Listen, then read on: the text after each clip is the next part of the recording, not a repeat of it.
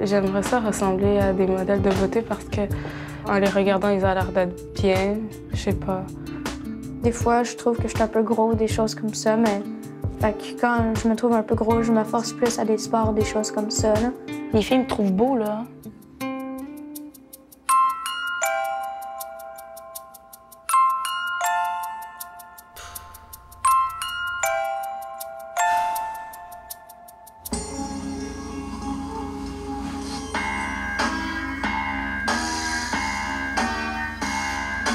Alors, l'hypersexualisation, c'est le fait qu'on distille du sexe un petit peu partout, sans raison d'être.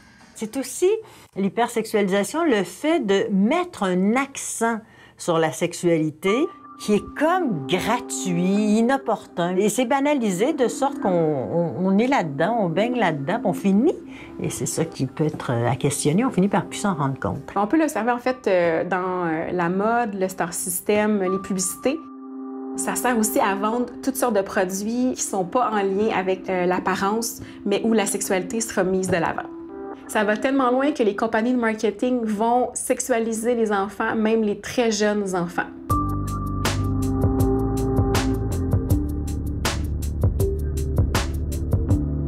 J'étais dans le rayon pour enfants, puis il y avait déjà à vendre des petites brassières rembourrées, grandeur 6 ans. Puis là, tu dis, mais on peut-tu laisser les enfants être des enfants avant de les faire virer tout de suite à être des petites femmes? Si on observe dans les boutiques de vêtements, ce qu'on propose aux enfants, particulièrement aux fillettes, c'est des vêtements qui sont sexy. Par contre, un enfant de 9, 10, 11 ans, cet enfant-là a besoin d'être confortable dans les activités qu'il va faire. Et donc, ça convient pas, on peut pas être confortable dans ce genre de vêtements. Un jour, j'ai vu une pub d'un jean. Ça s'appelle Pajama Jeans. Ils disent que ça fait un look sexy, puis j'aimerais ça porter ce genre de jeans-là. Il faut avoir l'air ado à tous les âges de la vie. Donc, si vous êtes enfant, il faut avoir l'air ado prématurément, mais si vous avez 30 ans, il faut étirer l'adolescence. Et si vous avez 60, 70, 80, vous devez encore avoir l'air ado. Il y a une demande et une pression immense sur les femmes à être séductrices. C'est une pression sociale qui vient des hommes. L'hypersexualisation n'est pas un problème de femmes.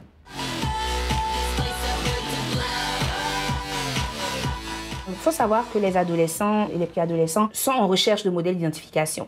Et elles vont trouver ces modèles-là dans des stars. Nous avons Nicki Minaj, qui est une rappeuse afro-américaine. Elle s'habille comme une poupée, une petite princesse en rose bonbon, ce qui a la conséquence d'attirer des filles très très jeunes qui voient en elle un modèle d'identification. Ma chanteuse préférée, c'est Christina Milian.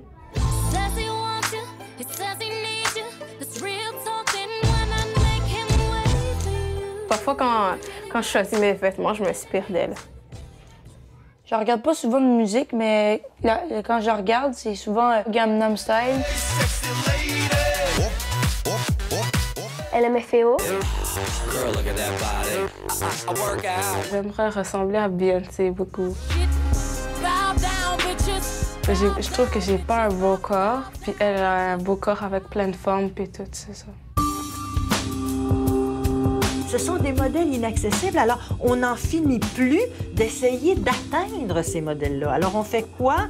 On veut pas manger, on veut pas engraisser, grossir, il faut bouger, mais pas bouger pour la santé, bouger pour correspondre à. On n'y arrive jamais à cette pseudo-perfection qui est véhiculée partout.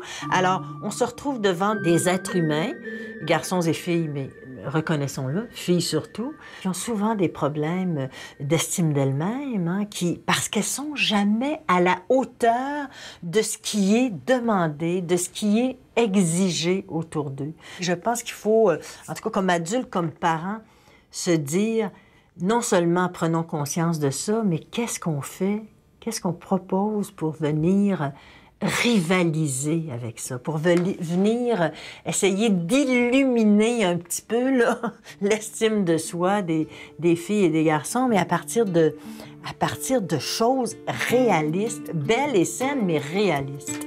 La dernière fois, ma fille, elle est venue me dire, parce qu'elle avait un travail à faire à l'école, parlez-moi de votre de votre idole.